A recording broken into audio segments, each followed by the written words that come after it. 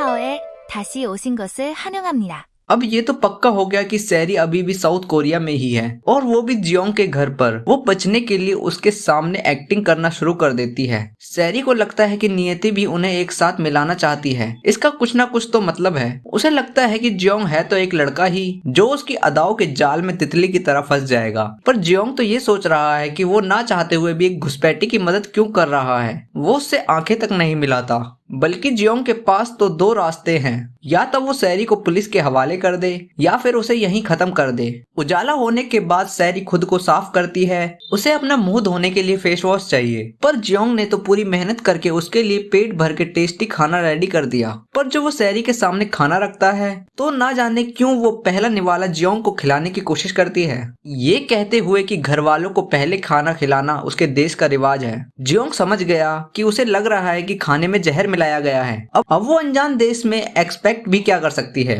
Jeong कहता है कि वो उस दिन हाई सिक्योरिटी को तोड़कर उस दिन अंदर आई जब बिजली गई हुई थी, तो उसे एक भोली लड़की समझना तो बेवकूफी होगी। सैरी हंसने लगी और बोली कि मैं कोई जासूस तो नहीं, पर सारे जासूस उसे जरूर जानते होंगे क्योंकि वो इतनी फेमस जो है। ये बात अलग है कि इस जगह पर ना तो कोई इंटरनेट है और ना ही कोई केबल लाइंस। वो चाहकर भी अपने घर खबर नहीं भेज सकती। सैरी का परिवार उसे ढूंढ ढूंढ कर परेशान है। उसके पिता अब पुलिस पर भरोसा नहीं करना चाहते। वो जासूसी की जिम्मेदारी अपने दोनों बेटों को देते हैं। संग बताती है कि उसके पिता ने खुद पुलिस कमिश्नर से बात की है। इस बीच सुजन और उसकी वाइफ आपस में खुश होने लगे, पर सैरी को लग रहा है कि उसके घर वाले बेचैन हो रहे होंगे। उसने कहा कि उसके यहाँ रुकने से दोनों देशों में युद्ध हो सकता है। जियोंग कहता है कि वो किसी को कानो कान खबर नहीं देगा कि सैरी यहाँ है। इसका एक तरीका भी है कि सैरी को मारकर यहीं दफन कर दिया जाए। अचानक सैरी एक लव स्टोरी सुनाने लगती है। वो घुमा फिरा कर खुद को एक सोने की चिड़िया बताती है जो उसे माला माल कर सकती है। वो अपने परिवार की संपत्ति और बिजनेस की डींगे मारने लगी। वो जियोंग के साथ सौदा करना चाहती है,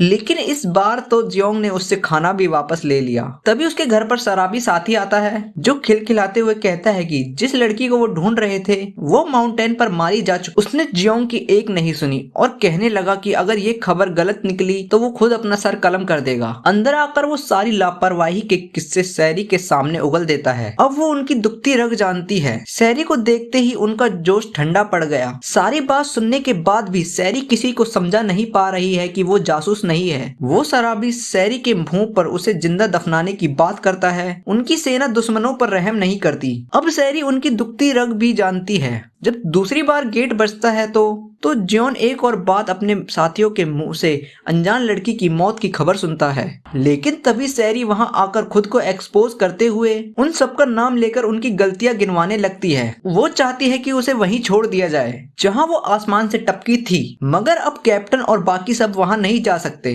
क्योंकि उनकी वहां की ड्यूटी अब पूरी हो चुकी है। अभी भी वो शराबी सैरी की लाश को ठिकाने लगाने की टेक्निक सोच रहा है। सैरी उस पर गुस्से से चिल्लाने लगती है। वो कहती है कि साउथ कोरिया वाले भी गालियां देना जानते हैं। अगर देखा जाए तो उसके पास स्टेट सिक्योरिटी डिपार्टमेंट के पास जाने के अलावा और कोई रास्ता नहीं है। वहां जाकर सैरी ने सच उगल दिया तो बेचारे फौजी लोग बुरे फंसेंगे। स्मोक के पास शिप से जाने का आइडिया है जो कि 3 दिन बाद निकलने वाली है। सैरी कहती है कि उसे अपने स्टॉक होल्डर से जल्द मिलना है। जियोन ने उसे धमकाते हुए कहा कि परेशानी की सबसे बड़ी जड़ तो वो खुद है, इसलिए शर्मिंदा उसे होना चाहिए। अब जब तक सैरी यहाँ है उसे जियोन का हुक्म मानना होगा, लेकिन शर्त ये है कि जब वो साउथ कोरिया लौटेगी तो वो यहाँ की बातें किसी को नहीं बताएगी। पर बदले में सैरी भी कुछ चाहती है, जैसे कि 2 टाइम नॉनवेज। आखिर दिन में 2 टाइम नॉनवेज तो उन्होंने कभी देखा ही नहीं। सैरी इस वक्त चिकन खाना चाहती है, मगर चिकन तो अब डोंग के गले से नीचे नहीं उतर रहा है। उससे मिलने के लिए वहाँ सुचैन आता है और कहता है कि आजकल ऑफिस में उसकी किस्मत काफी बढ़िया चल रही है। अब उसे उसकी नौकरी से निकाले जाने का कोई डर नहीं है। तभी डोंग उसे सैरी के गायब होने की खबर दे देता है। अगर उसे पहले पता होता तो वो अपने मैनेजर से पंगा ना लेता। फिर हेजी को चर्च में दिखाया जाता है, जिसकी ईश्वर से एक ही प्रार्थना है कि सैरी कभी लौटकर वापस ना आ पाए, पर उसके ना आने से सुचैन का करियर खत्म समझो। दूसरी तरफ जियोन के गांव में महिलाएं सब्जी साफ करती नजर आती हैं। वो किंची के लिए तैयारी करने में लगी हैं। वो लड़कियां रही जियोन की खूबसूरती की बातें करने लगी। उनमें से एक लेडी तो उसकी खूबसूरती को किसी खजाने से कंपेयर कर देती है। जियोन के घर पर सैरी देखती देखती है कि वो अपना सामान बिना गैजेट्स के कैसे स्टोर करता है। सिमोक उसे अपना स्टोरेज रूम दिखाता है जहां किमची को स्टोर किया जाता है। जियोंग ने सैरी के लिए मीट पकाना शुरू कर दिया। युंगडोंग ने तो अंगीठी भी पहली बार देखी है। उसके घर में तो आज भी लकड़ियों पर खाना पकाया जाता है। सैरी को जियोंग को टोकने की आदत पड़ चुकी है। खाने के दौरान कैप्टन री सैरी से कहता है कि उसे काम पर लौटने के दौरान सैरी को खुद को छिपाकर रखना होगा। सैरी ने उनका मजाक उड़ाते हुए कहा कि उनके पास तो सेल फोन तक नहीं है, पर जियोंग ने उसे इमरजेंसी के लिए अपना लैंडलाइन नंबर बता दिया। शर्त ये थी कि सैरी सिर्फ काम के लिए कॉल करेगी,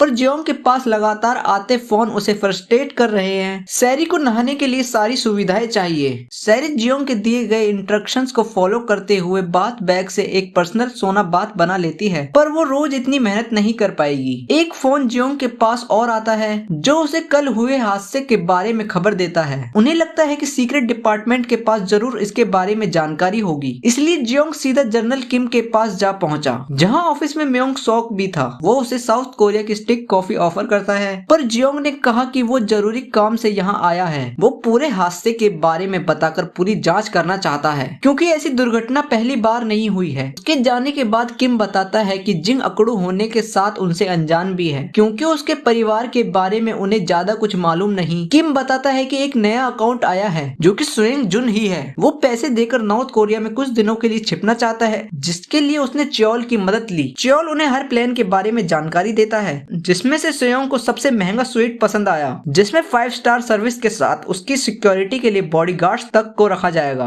बिल के हिसाब से सुयोंग को हर महीने $2 मिलियन भरने होंगे। सुयोंग की ये शर्त है कि उसे किसी भी कीमत में पुलिस से बचाया जाए, क्योंकि अगर वो पकड़ा गया तो च्योल के हाथ भी कुछ नहीं लगेगा। च्योल उसे संतुष्टि देता है कि उसे उन पर भरोसा तो करना ही होगा। सुयोंग उसकी बात मानकर साइन कर देता है। गांव की औरतें बच्चों को अपने साथ ले जाती हैं, जिनमें से एक बच्चे के डैड उसे लेने आए, तो साथ ही डोनट्स भी लाए हैं। मन भर के नहाने के बाद सैरी जैसे बाहर आती है, पूरे गांव की बिजली गुल हो जाती है। वहाँ सारे जरूरी काम लैंप्स और कैंडल से होते हैं। लाइट के कटने से सैरी जियोन को कॉल नहीं कर सकती। वो डर गई कि कहीं उसे दफनाने का प्लान वो लोग एक्सक्यूट तो नहीं करने वाले। अचानक उसे एहसास होता है कि कोई घर में आया है, जिसे मारने के लिए वो वास उठा लेती है, मगर वो जियोन था। वो उसके लिए कैंडल लेकर आया है, पर सैरी रोने लगी क्योंकि उसने सेंट वाली कैंडल मांगी थी। अब वो और यहाँ इस तरह रुकना नहीं चाहती। कुछ ही देर में सारा गांव जगमगाने लगता है। तभी वॉल सूक के घर में उजाला कर दिया जाता है, वो भी चोरी की बैटरी से। लेकिन पढ़ने की जगह उसका बच्चा सोने की बात करने लगा।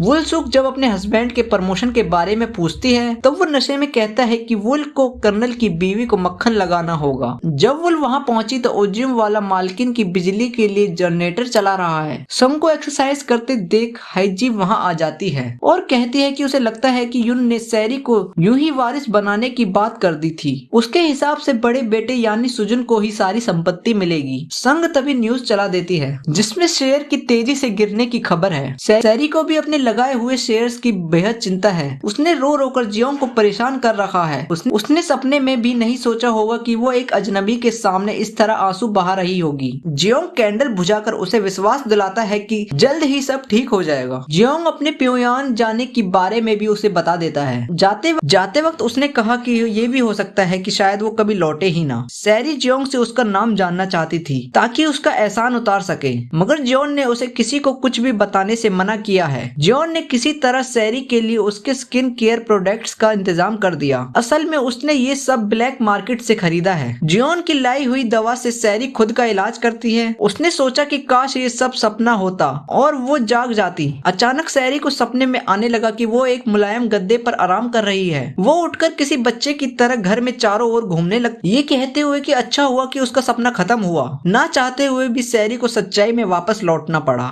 वो फिर से अपनी किस्मत को कोसते हुए रोने लगती है। कुछ देर बाद जियोंग अपनी मंजिल प्योनयान पहुंच जाता है। जैसे ही वो ट्रेन से बाहर आता है, कुछ सिक्योरिटी वाले उसे रोक लेते हैं। जियोंग के कार्ड को देखकर वो उसे पहचान लेते हैं कि वो एक पुलिस बटालियन से है, लेकिन उन लोगों ने जियोंग को ही एक अपराधी की तरह ट्रीट किया और उसे अंधेरे से भरे कैबिन में उसे टॉर्चर चेयर पर बैठा दिया। वो ऑफिसर इस तरह घूमकर सवाल करता है कि जैसे ही जियोंग ने ही सारे जुर्म किए हो। किम के किए काले कारनामों के पीछे वो जियोंग का नाम जोड़ने की कोशिश करता है। जियोंग को पता है कि अगर वो गलत नहीं है तो उसके मुंह से जबरदस्ती जुर्म कबूल करवाना नामुमकिन है। जब उस ऑफिसर ने जियोंग की कॉलर को पकड़ा तो एक जनरल सीधा अंदर चला आता है, जिसका नाम म्योंग सॉक है। वो उस ऑफिसर को इस काम काम के लिए पीट डालता है और जियोंग को अपने केबिन में ले आता है। वो कहता है कि जियोंग पॉलिटिकल ब्यूरो के डायरेक्टर का बेटा है। लगता है किम ने जियोंग को फंसवाने का काम देकर उस ऑफिसर को फंसा दिया। वो नहीं जानता था कि जियोंग इतने ताकतवर परिवार से होगा। असलियत जानते ही किम डर के मारे फोन को काट देता है। उसे वो दिन याद आता है जब जियोंग पहली बार उसके सामने आया था। दूसरी ओर गांव में किम जोन अपनी इमोशनल के ड्रामा कहानी सैरी को सुनाने में लगा है। तभी वो देखती है कि बाहर बाकी के साथी खुदाई कर रहे हैं। चीसू कहता है कि ये सारी मेहनत उसे छिपाने के लिए की जा रही है। सैरी जानना चाहती थी अचानक जियोंग को कौन सा ऐसा काम आ गया जो अचानक से उसे जाना पड़ा। म्योंग के साथ बातचीत के दौरान जियोंग बताता है कि उसका पूरा शक है कि जनरल किम का हाथ हर एक्सीडेंट के पीछे होता है और उसके भाई की मौत का जिम्मेदार भी वही है। म्योंग कहता है कि जियोंग को बीती बातों को भूल जाना चाहिए। उस वक्त जनरल किम जैसे ही अपनी केबिन से बाहर निकलता है वैसे ही चीसू और उसके दोस्त भी वहां से आ जाते हैं। आज सुबह से वो जियोंग का पंप ठीक करने में लगे थे। किम ने बताया कि आजकल भगौड़े काफी बढ़ गए हैं, इसलिए आज रात वो पूरे गांव और बेस की तलाशी लेने वाला है। जिसे सुनते ही सैरी के बारे में सोचकर सबकी हालत खराब होने लगी। चीसू सारी बात जियोंग से कह देता है। उसने सैरी से फोन उठाने को सख्त मना किया था। जियोंग बिना कुछ सोचे गाड़ी लेकर गांव की ओर निकल पड़ता है। उस गाड़ी पर लिखे वीआईपी नंबर को देखकर जियोंग को रोकने की किसी ने हिम्मत तक नहीं की। वुलसुक अपने साथियों के साथ गांव की तलाशी लेने में बिजी है। वो हर घर में जाकर देख रही है कि कोई घर में कानूनी चीज का इस्तेमाल तो नहीं कर रहा, जैसे कि साउथ कोरियन सामान। एक घर में उसे बेड के नीचे छुपा एक मर्द भी मिलता है। वो उस पर जरूर कार्रवाई करेगी क्योंकि वो अपनी बीवी बच्चों को छोड़कर किसी और पराई औरत के साथ रह रहा था। अगला घर री जियोंग का है, जिसके घर जाने के लिए हर कोई उत्सुक है, पर जनरल किम उससे पहले ही वहां पहुंच जाता है। उन्होंने नोटिस किया कि जियोंग तो बाहर है, पर उसके घर की लाइट्स क्यों चालू हैं? लाइब्रेरी में सैरी को जियोंग की एक मैगजीन मिली जिस पर उसने जानी पहचानी तस्वीर देखी है। इतने में ही तलाशी के लिए पुलिस उसके गेट पर आ जाती है। जनरल किम ने बिना हिचकिचाए दरवाजे को तोड़वा दिया। काफी कोशिश के बाद उन्होंने फाइनली सैरी को गोदाम में छिपा हुआ देख लिया। जैसे ही उसे बाहर लाया गया तो सैरी काफी डरी हुई थी। जनरल किम जैसे जबरदस्ती उसका जुर्म कबूल करवा ही देंगे। तभी जियोंग वीआईपी गाड़ी में अपने घर आ पहुंचा। जियोंग ने सब देख लिया। किम अपनी बंदूक सैरी पर तान देता है, पर जियोंग पास आकर कहता है कि ये लड़की मेरी मंगेतर है। अब इसके आगे क्या हुआ ये पता लगेगा हमें अगले एपिसोड में।